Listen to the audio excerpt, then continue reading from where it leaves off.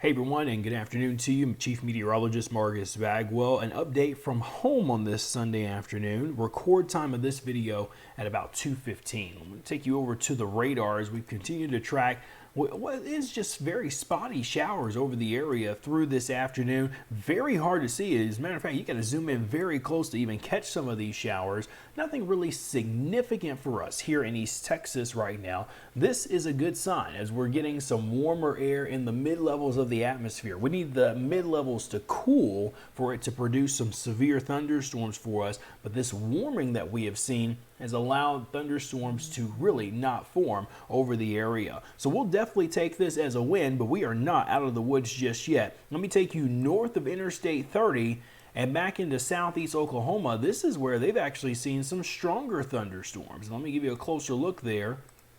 I'll switch this radar site over. Look at this here. They've had some bigger storms that have moved across this region. And here is the cold front.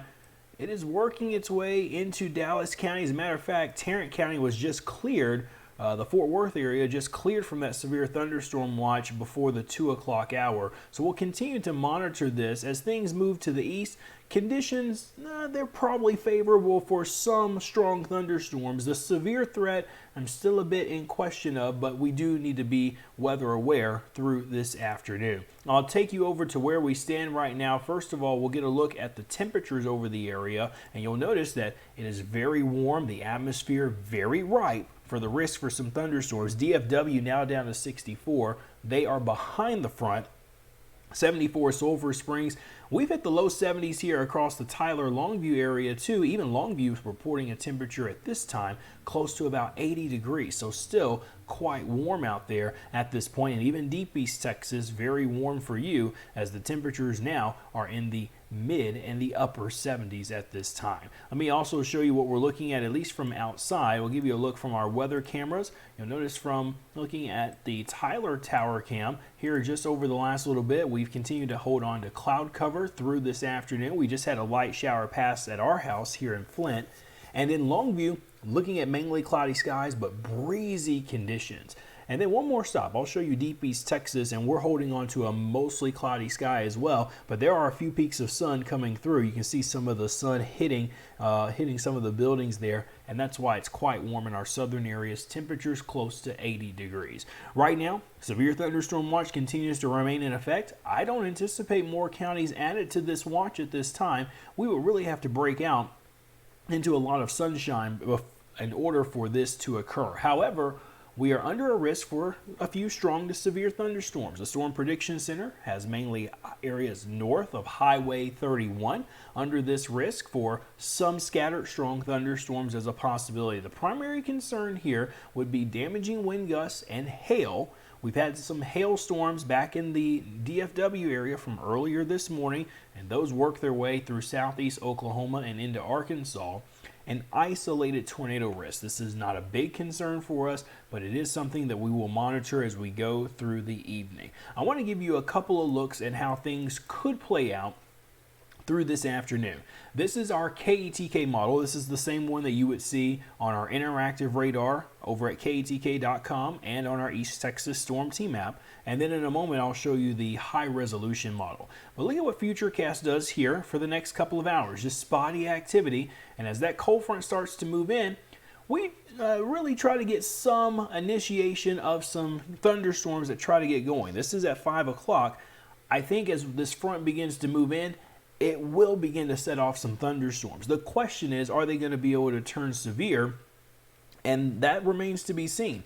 I think areas north of I-20 where the greater weather dynamics are at play, yes, they could turn severe. South of there, most likely not, but I can't rule it out because of just how warm we are, how much Gulf moisture is present, and also we have this cold front that all three acting as trigger mechanisms. So there's 6, 7 o'clock. Still some heavy thunderstorms, perhaps even down in Deep East Texas, where we're already seeing some breaks in the clouds and some sunshine. So that might help trigger a few more of those storms moving in.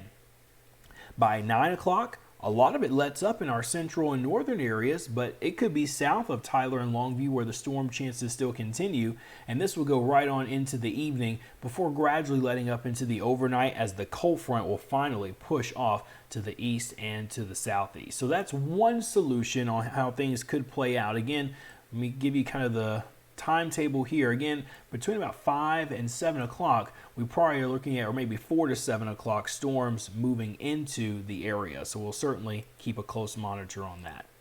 All right, here is the other computer model. This is the high resolution rapid refresh model.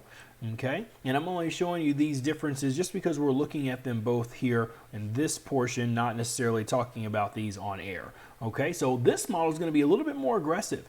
Notice as we get toward about 4 to 5 o'clock, it really wants to paint in some scattered strong storms. Look at how intense some of these are indicating over near the Palestine area, so showing some heavier storms, maybe up near Interstate 30 as well. That is a possibility, but we would really have to break out into sunshine for this to occur.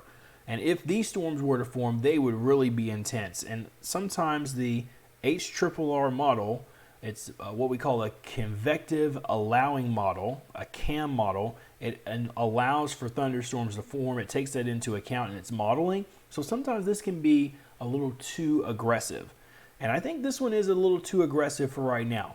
But the key, if we were to break out in a lot more sun and shoot back up in the mid and the upper 70s to the 80s, then I think we would have a problem on our hand. Again, this one, not necessarily buying this one. I would agree more so with our in-house KETK model. But you can see the trend here as we go through the evening hours and even into the overnight with some additional bands of rain.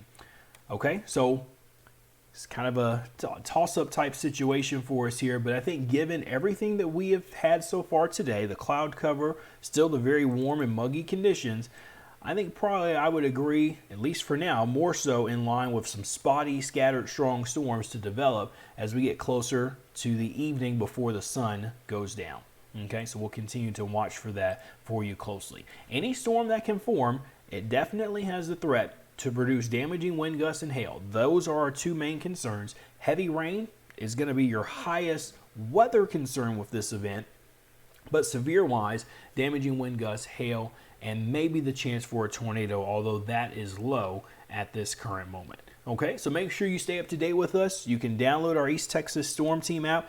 Been using it a lot for today, especially with not being at work and church services this morning, looking at FUTURECAST, getting an idea for how the models are playing things out for this afternoon. You also can do that too with our interactive radar there, so that way you can look at FUTURECAST, okay? All right, we'll keep you up to date through the afternoon. Meteorologist Alex Moore in the Storm Center, and he'll be able to provide you updates as we get on air later on this evening. KETK Live at 5, Fox 51 News at 9, and then KETK News at 10. We'll keep you up to date. Hope you have a good and safe afternoon. Just be weather aware and be prepared before the storms move in.